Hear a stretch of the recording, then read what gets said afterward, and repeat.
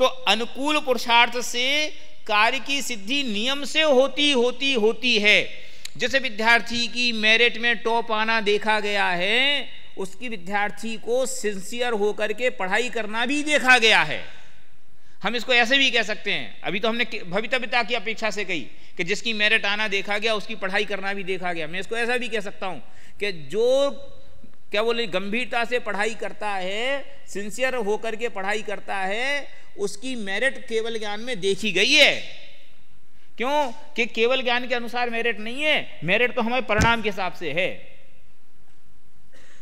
इसको कहते ना पुरुषार्थ के जोर में ऐसा भी कहा जाता है कि केवल ज्ञान से क्या लेना देना, हम अपना भविष्य बनाने वाले तो हम खुद हैं। क्या हम चाहेंगे तो आज हम केवल ज्ञान लेके उठेंगे, और केवल ज्ञान में देखा नहीं देखा गया से क्या लेना देना। अरे 100% देखा गया, क्यों हमारा नहीं देखा गया तो और किसका देखा गया। जो अपन कई बार ऐसी बात करते हैं ना, वो इस बात से आती है कि हम सब जीवों को भव्यत्व के लक्षण नहीं देखे गए, और हम सब अगर भव्य नहीं कहलाए तो फिर इससे ज्यादा और भव्य का लक्षण क्या हो सकता है।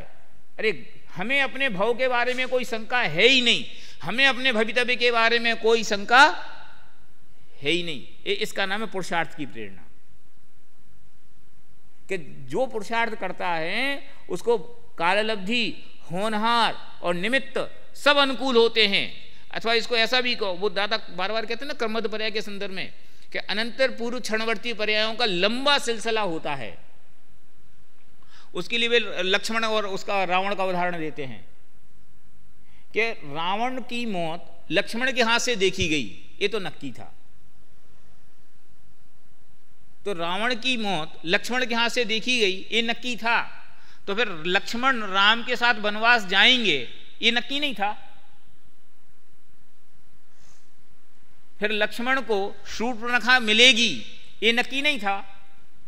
अब लगाओ आप जितनी घटनाएं समझ लो उस तरफ चलती गई, वो सब नक्की नहीं था।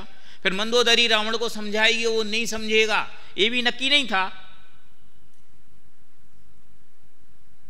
बोलो, माने जैसा कार्य होना है तो हमारा वर्तमान का परिणाम भी उसी दिशा में अग्रसर होएगा। माने हमारे भाग में क्या बोलना चाहिए, अनुकूलता लिखी है तो हमें सब परिणाम अनुकूल अनुकूल आएंगे, और हमारे भाग में प्रतिकूलता लिखी है तो हमें प्रतिकूल प्रतिकूल आएंगे। ये तो हम भाग की तरफ से कह रहे हैं। पुरुषार्थ की तरफ से कहूं क्या, वर्तमान में अगर हमारा परिणाम अच्छा है तो हमारा भविष्य बुरा कैसे हो सकता है। कि जिसको तत्व के प्रति रुचि है, जिसको तत्व के प्रति उत्साह का परिणाम है, केवली ने उसके भाव देखे ही नहीं। ये मैं पुरुषार्थ की तरफ से कह रहा हूं।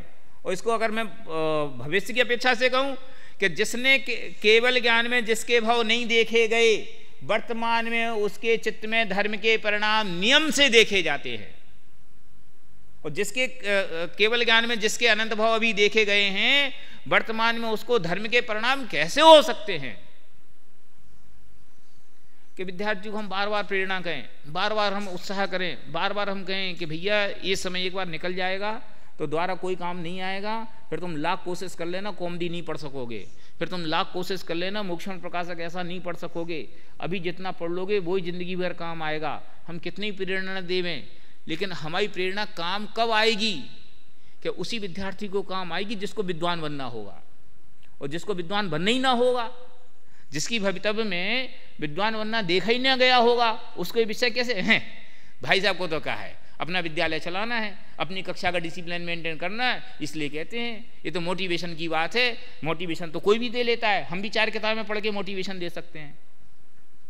होता है कि नहीं होता है। उसी एक उपदेश को पढ़ सुन करके एक विद्यार्थी को ऐसा विकल्प आए कि बात सही है कि हम छोटी छोटी बातों के चक्कर में अपना कितना अमूल्य मनुष्य भाव अथवा इस पर्याय का कितना कीमती काल खत्म कर देते हैं। मैं कहता हूं विद्यार्थी जीवन कितना कीमती है, विचार करो आप।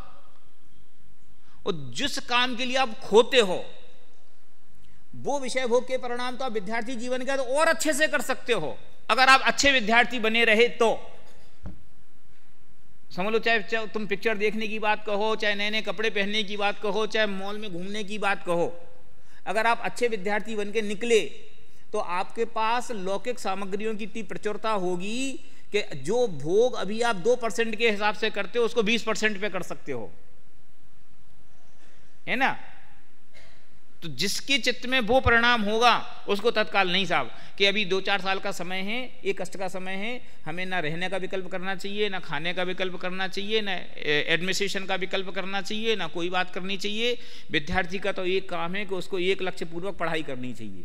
विद्यार्थी को पढ़ाई के अलावा बाकी सब चीज़ें अविषय हैं, उसको तो एक मुखी होना चाहिए, अध्ययोन्मुखी होना चाहिए, बाकी सब उसके लिए उन्मुख है, उसको ये विकल्प आता है। और दूसरे को है इन्हें तो कुछ आता जाता है नहीं, इन्हें तो दुनिया देखी नहीं, इन्हें क्या मालूम दुनिया में क्या होता है, कि हाँ बेटा तुम्हें ही मालूम है दुनिया में क्या होता है, हमने तो दुनिया देखी ही नहीं, तो उसको ये विकल्प आता है।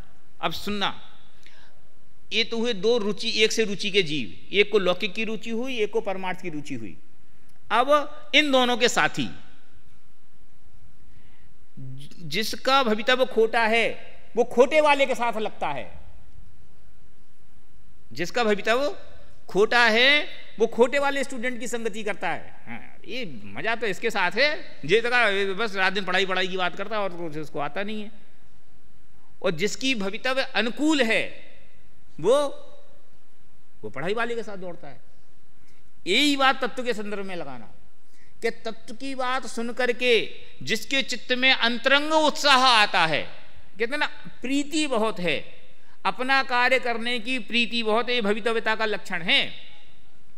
कि जिसको साधर्मी के प्रति वात्सल्य आए, तत्व की बात सुनकर के चित्त में उत्साह आए, ये मेरे ही हित की बात है, ऐसा सुनकर के उसको गंभीरता पूर्वक ग्रहण करता है, ऐसा परिणाम जिसके चित्त में आता है, यह परिणाम इस बात का इंडिकेटर है कि उसका भवितव्य अनुकूल हुआ है। और जिसको इस बात को सुनकर के अच्छी दुकान जमाई, बातें तो बहुत करते हैं, करना धरना तो कुछ आता नहीं, लच्छेदार बातें तो करना कोई इनसे सीखे। जिसको ऐसा विकल्प आता है, इसका अर्थ क्या है? इसका अर्थ ये है कि अभी उसकी दिल्ली दूर है, तो उसको अहम को खलु शुद्धो समझ में आ ही नहीं सकता। अहम को खलु शुद्धो समझ में किसको आएगा? कि जिसका संसार समुद्र पार आएगा उसको जो समझ में आएगा। जिसका भी संसार समुद्र पार आने की तैयारी में ही नहीं है, उसको अहम को खलु शुद्धो समझ में कैसे आएगा? मैं किस एंगल से विस्तार कर रहा हूं कि जो पुरुषार्थ कर रहा है वो अनुकूल दिशा में जैसा पुरुषार्थ होना चाहिए वैसा पुरुषार्थ अगर कर रहा है, जैसा केवली ने कहा है, जैसा दिव्य ध्वनि में बताया गया है, वो जो व्यक्ति उस पुरुषार्थ की ओर दौड़ रहा है, वो पुरुषार्थी इस बात का इंडिकेशन है, उसका वह पुरुषार्थ इस बात का लक्षण है कि उसके बाकी क्या बोलना चाहिए, बाकी समवाय भी अनुकूल हुए हैं।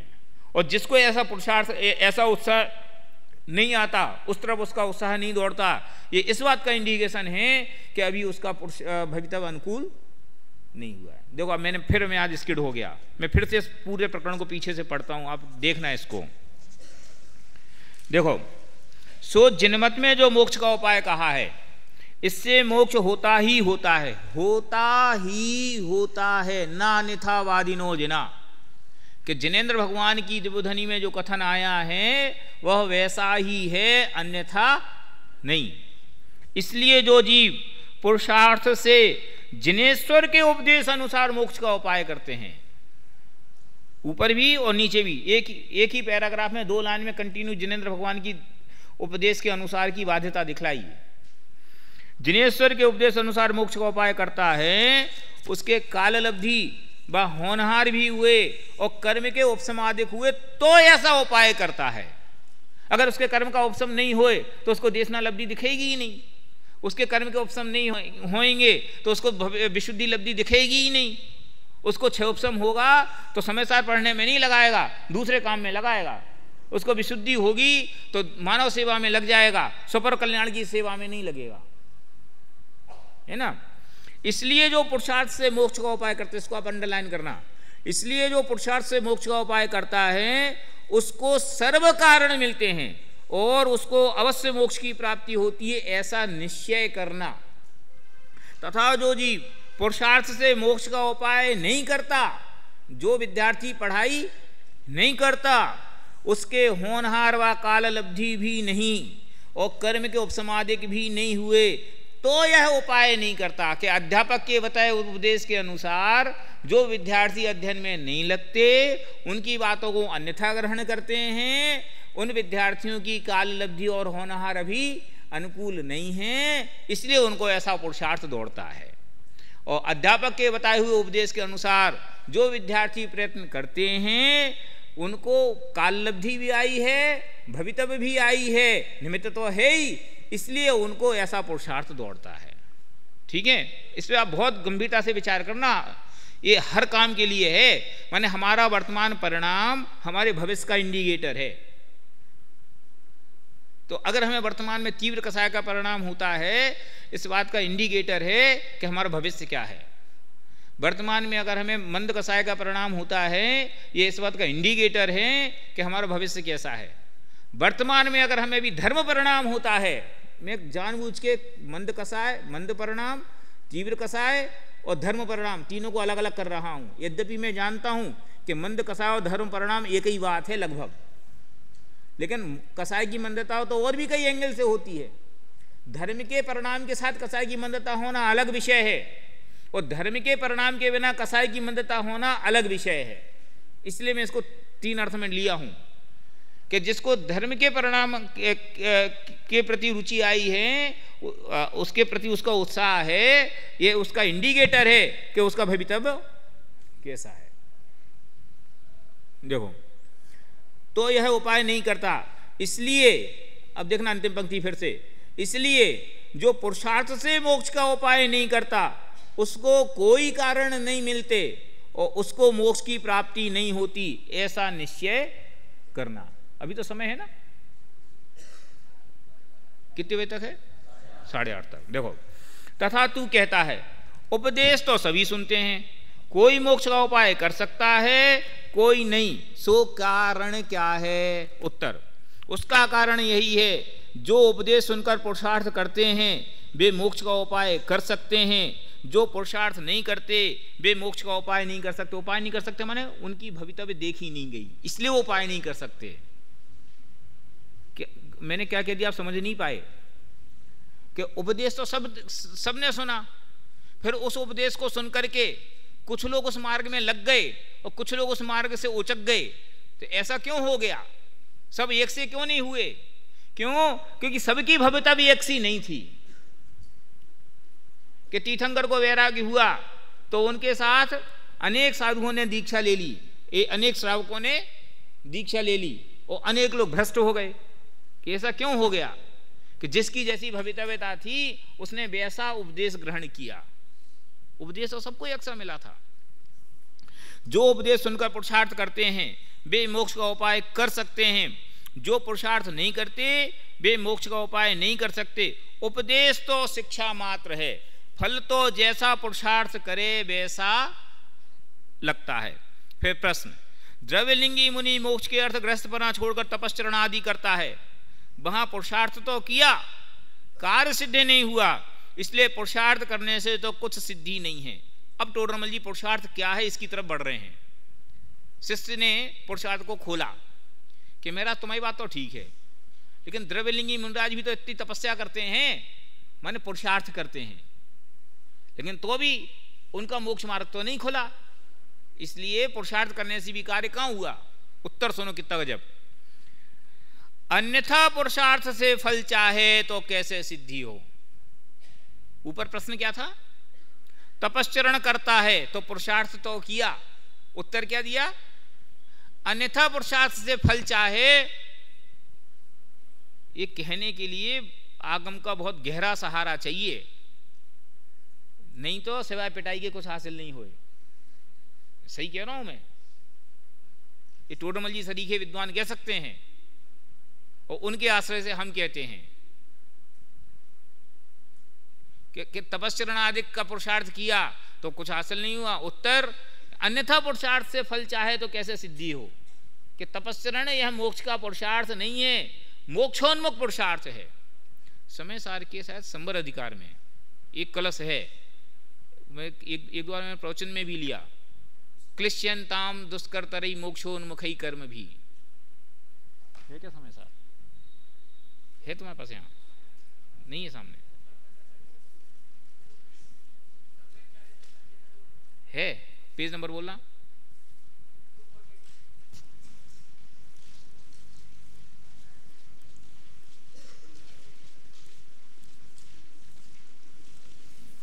हाँ, ये पढ़ूं मैं, बहुत मजेदार कलश है। अब जिसको संस्कृत आती होगी उसको मजा आएगा। क्लेश्यन्तां स्वयमेव दुष्करतरैः मोक्षोन्मुखैः कर्मभिः क्लेश्यन्तां च परे महाव्रततपो भारेण भग्नाश्चिरं साक्षान्मोक्षमिदं निरामयपदं संवेद्यमानं स्वयं ज्ञानं ज्ञानगुणं विना कथमपि प्राप्तुं शमन्ते नहि। क्लिश्यन्तां स्वयमेव दुष्करतरैः मोक्षोन्मुखैर्कर्मभिः। मोक्ष के उन्मुख जो कर्म हैं उनको करते हुए कोई कष्ट पाए तो पाने दो। क्लिश्यन्ताम, ये कौन सी वो लकार है? वो है ना विधिलिंग, लोट लकार विधिलिंग, लोट लकार आदेश के अर्थ में। क्लिश्यन्ताम के ऐसा करोगे तो मरोगे।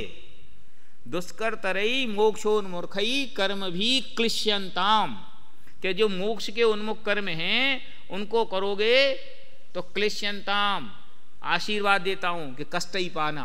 क्लिश्यन्ताम, दुखी हो। वे कौन से कर्म हैं? महाव्रत तपभारेण भग्नाश्चरम। कुंद कुंद के अमृतचंद्र के शब्द हैं, हमारे घर के नहीं है, मैं अपनी तरफ से नहीं बोल रहा हूं। महाव्रत तप के भार से भगना चिरम, बहुत काल से महाव्रत रूपी बोझा को अपने माथे पे रख करके जो जिसकी कमर टूट गई है, ऐसा अर्थ है। महाव्रत तपो भारेण भग्नाश्चिरम क्लिश्यन्ताम, दुख पाओ। क्यों?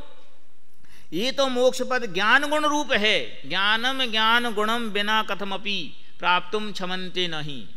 कि ज्ञान को जब तक ज्ञान में नहीं देखा जाएगा तब तक मोक्ष का रास्ता खुलता ही नहीं है। इसलिए मोक्षोन्मुख कार्यों को विराम करो और मोक्ष के सन्मुख कार्य जो हैं उनकी चर्चा करो।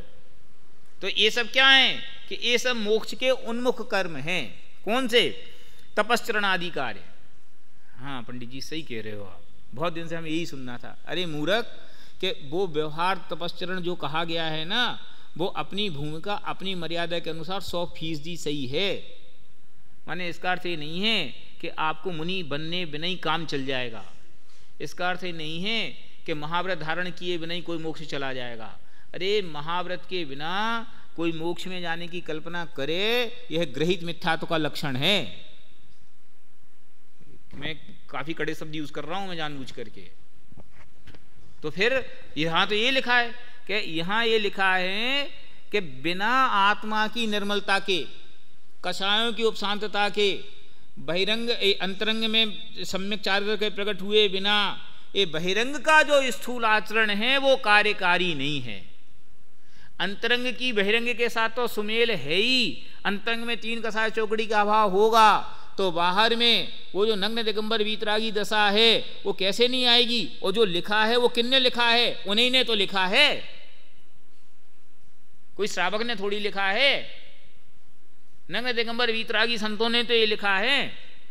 तो फिर वे अपनी बात कैसे मजाक उड़ा सकते हैं कि उन्होंने तो उन भेष की जो छद्म भेषधारी हैं, जो बहरूपियां हैं, ये उनके लिए कहा है कि भैया बाहर का आडंबर छोड़ो, अंतरंग की साधना करो तो बहिरंग की साधना भी अपने आप सध जाएगी। और अंतरंग को देखोगे नहीं, अकेले बहिरंग को साधने का प्रयास करोगे तो उपहास के स्थान बने बिना रहोगे नहीं। ये है अर्थ इसका, ये बैलेंस है इसका। देखो, अन्यथा पुरुषार्थ से फल चाहे तो कैसे सिद्धि हो। प्रश्न क्या था कि तपश्चरण करता है तो काम होना चाहिए। और शिष्य टोडरमल जी ने प्रश्न का जवाब प्रश्न से दिया कि भैया अन्यथा पुरुषार्थ से फल चाहे तो काम कैसे होए। उसका ही प्रश्न ये था कि महाराज तप कर रहे हैं तो काम क्यों नहीं हो रहा, कि अन्यथा पुरुषार्थ से काम चाहे तो कैसे होए। तपश्चरण आदि व्यवहार साधन में अनुरागी होकर प्रवर्ते, उसका फल शास्त्र में शुभबंध कहा है। यह उससे मोक्ष चाहता है, यह कैसे होगा? यह तो भ्रम है। मैं थोड़ा तेज आगे बढ़ता हूं। अब फिर प्रश्न है कि भ्रम का भी तो कारण कर्म है, पुरुषार्थ क्या करे? कि महाराज हमने तो बहुत मेहनत की थी पढ़ने की, हमने तो शास्त्रों को पढ़ के ये सीखा था, और हमने ये कपड़े खोले थे शास्त्रों को पढ़ के ही खोले थे, अपने मन से तो खोले नहीं थे। ये तो कर्मों के कारण ही तो भ्रम हो गया, मैं क्या करूं? उत्तर, सच्चे उपदेश से निर्णय करने पर भ्रम दूर होता है, परंतु ऐसा पुरुषार्थ नहीं करता, इससे भ्रम रहता है। निर्णय करने का पुरुषार्थ करे तो भ्रम का कारण जो मोह कर्म उसके भी उपसमादिक हों तो भ्रम दूर हो जाए, क्योंकि निर्णय करते हुए परिणामों की विशुद्धता होती है, उससे मोह के स्थिति अनुभाग घटते हैं। फिर टोटमल जी को छोड़ता नहीं है शिष्य। फिर प्रश्न है कि निर्णय करने में उपयोग नहीं लगता, उसका कारण भी तो कर्म है। कि महाराज मैं आपकी कक्षा में आके बैठता हूँ, नींद आ जाती है, मैं बहुत विचार करने की कोशिश करता हूँ, कुछ समझ में ही नहीं आता। मुझे तो करने धरने की बात का वो तो समझ में आती है, कि अर्घ ऐसे चढ़ाना कैसे, ये तो हमें समझ में आता है। तो तत्व चिंतन की बात कहो, सात तत्व के निर्णय करने की बात कहो, वो हमें समझ में नहीं आती, तो मैं क्या करूं? ये तो कर्म का उदय ऐसा अटपटा है। उत्तर, एकेंद्रियादिक के विचार करने की शक्ति नहीं है, उसके तो कर्म का ही कारण है। इसके तो ज्ञानावरणादिक के क्षोभसम से निर्णय करने की शक्ति हुई है। जहां उपयोग लगाए उसी का निर्णय हो सकता है, परंतु यह अन्य निर्णय करने में उपयोग लगाता है, यहाँ उपयोग नहीं लगाता। यह तो इस ही का दोष है, कर्म का कुछ प्रयोजन नहीं। के झूठ बोलता है, मैं तुम्हारी बात नहीं मानता। कि ये बात तो जब ठीक होती है जब एक इंद्रिय आदि आके शिकायत करते कि महाराज भूखे रह गए, रोटी नहीं मिली, तो काम क्यों नहीं किया? कि महाराज काम मिलते ही नहीं है। झूठ बोलता है। तेरे हाथ पैर सलामत है ना, तो तू काम करने का प्रयत्न करेगा तो काम मिलेगा, तो पेट नियम से भरेगा। तू चॉइस के हिसाब से काम करना चाहता, इसलिए काम नहीं मिलता। तू काम तो नहीं करना चाहता और पैसा पूरा लेना चाहता है, इसलिए तुम्हें काम नहीं मिलता। जिनके हाथ पैर सलामत हैं और ईमानदारी से काम करने की इच्छा रखते हैं, उनके लिए दुनिया में कभी जगह भरती नहीं है। बोलो है कि नहीं? देश में इतनी बेरोजगारी होने के बावजूद भी हर कंपनी में जाके देखो, सब जगह रोज रिक्रूटमेंट के लिए इतनी सारी वैकेंसी निकली रहती हैं। कोई भी कंपनी ये नहीं कहती कि योग्य आदमी आओ, हमारे पास जगह नहीं है। तकलीफ तो ये है कि उसके लिए काम करने वाले आदमी ही नहीं है। तो ऐसे ही तू एकेंद्रीय होता, असैनी होता, तो तुम्हारी बात एक्सेप्ट करते कि महाराज उपयोग करने में भ्रम हो जाता है, मैं मेहनत करता हूँ, होता नहीं है। ऐसा नहीं है। तू लौकिक व्यापार का निर्णय करने में उपयोग लगाता और वो हो जाता है, तो धर्म कार्य के व्यापार में भी उपयोग लगाएगा तो निर्णय हुए बिना रहेगा नहीं। इसके लिए तू कर्म को ठहराएगा, ये बात हम नहीं मानेंगे। देखो कहाँ तक मानी टोटमल जी ने बात। निर्णय करने के पहले तक जो बात कही वो उसने कर्म के ऊपर छोड़ दी, टोटमल जी ने एक्सेप्ट की। पर यहां उसने कहा कि साहब निर्णय नहीं होता, इसका कारण भी कर्म नहीं, ये तुम्हारा प्रमाद है, ये तुम्हारी बेईमानी है। कि सब समझ में नहीं आता। बुद्धि अगर समझने में लगाएगा तो समझ में आएगा। मैं इसको ऐसे कहता हूं कि ये जो होते हैं ना, क्या बोलते हैं, मोबाइल टच स्क्रीन वाले, ये चलाना आसान है कि कठिन है? ये समझ में आने लायक वस्तु है कि नहीं है? रिक्शे वाले अच्छे से अच्छे अनपढ़ बी तक उसमें से अपने काम की वस्तु ढूंढ लेते हैं। वे भी उसमें से पिक्चरें डाउनलोड करना सीख लेते हैं और पिक्चरों को देखना सीख लेते हैं, और ना सही अंग्रेजी में, हिंदी में नाम सेव करना सीख लेते हैं, और नाम को निकाल करके फोन लगाना सीख लेते हैं। कैसे सीख लिया? कि जैसी रुचि होती है वैसा पुरुषार्थ कार्य करता ही करता है, हैं? तो तेरे पास तो बुद्धि जब लौकिक कार्य को करने की है, तो फिर धर्म कार्य में अपने स्वपर भेद विज्ञान का निर्णय करने में क्या मेहनत है? कि लौकिक कार्य तो करना कितना कठिन। दादा कई बार बोलते हैं ना कि एक कप चाय बनाना कठिन है, सुना होगा ना आप लोगों ने, और आत्मा का ध्यान करना सुलभ है। क्यों? वो पराधीन व्यवहार है और ये स्वाधीन व्यवहार है। कि चाय बनाने के लिए कितनी सामग्री चाहिए, कितने साधनों की अपेक्षा है, और सम्यक दर्शन प्राप्त करने के लिए सब छोड़ने की अपेक्षा है। ये स्वाधीन व्यवस्था है। तो सबसे सरल काम तुम्हें सबसे कठिन लगता है और सबसे कठिन काम तुम्हें सबसे सरल लगता है, यह तेरा प्रमाद है। प्रमाद को ईमानदारी से छोड़ के मेहनत करेगा तो कार्य हुए बिना रहेगा नहीं। हम किस आधार से कह रहे, हमारे पास इस बात के लिए क्या गवाही है कि ये गवाही है कि आज तक जितने लोगों ने प्रमाद छोड़ करके इस मार्ग में लगने का प्रयत्न किया, उन सबको इस मार्ग की उपलब्धि हो गई। एक भी आदमी इसमें फेल नहीं हुआ। इसमें सक्सेस रेशो 100% है। IAS की परीक्षा होती है ना, तो 10,000 विद्यार्थी बैठे तो एक पास होता है, तो सक्सेस रेशो ये है। और सम्यक दर्शन की परीक्षा हो तो कि जितने लोग ईमानदारी के साथ परीक्षा दें, ईमानदारी शब्द यूज कर रहा हूं, जितने लोग ईमानदारी के साथ परीक्षा देने बैठते हैं सब पास हुए बिना रहते नहीं, एक भी फेल नहीं होता। शर्त क्या है, परीक्षा ईमानदारी से देनी चाहिए। कि तुस्मासम घोषंतो एक्सेप्ट, 7 तत्व के नाम नहीं आते मंजूर, पानी छान के पीना नहीं आता मंजूर, स्वयंभू रमण समुद्र में भी है ना इतने सारे जीव, उन्हें थोड़ी जीव तत्व का नाम आता है, सब चीज एक्सेप्ट। और मुझे तो 9 अंग 11 पूर्व, एक क्या वो होते, मैं गलत बोल जाता हूं हर बार, 11 अंग 9 पूर्व, इतना पाठी पड़ी है, फेल कोई काम का नहीं है। मैं शास्त्र की बात बोल रहा हूं कि 11 अंग और 9 पूर्व पढ़ने, सही बोला ना अब?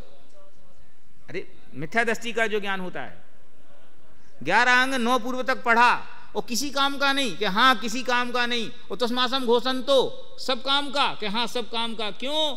शर्त ईमानदारी की है कि जिसने स्वाश्रय के लक्ष्य से, सम्यक दर्शन के लक्ष्य से जिसने एक शब्द भी पढ़ा उसको नियम पूर्वक सम्यक दर्शन होगा। और जिसने क्षयोपशम ज्ञान के लक्ष्य से क्या बोलते हैं करोड़ों शास्त्र पढ़ लिए हों तो अभी वो ज्ञान का गोडाउन बन के रह जाएगा, उसको अनुभूति का स्तर खुलेगा नहीं। विचार करना आप इस पे। इसलिए यहां प्रमाद नहीं चलेगा। यहां जो आदमी ईमानदारी से मेहनत करता है उसको फल की प्राप्ति अवश्य होती ही होती है। मुंह पे शक्कर रखो और मिठास नहीं आए, ये असंभव बात है। क्यों? अगर शक्कर रखी और मिठास नहीं आई तो इसका 2 ही अर्थ हैं, या तो तुम्हें बुखार चढ़ा है या तुमने शक्कर पहचानी नहीं है, शक्कर की जगह यूरिया रख लिया है, वो भी सफेद होता है, ये भी सफेद होता है। शक्कर मुंह पे रखो और मिठास नहीं आए, शक्कर पहचानते ही नहीं हो। इसके आगे की बात अपन कल करेंगे, अभी समय हो।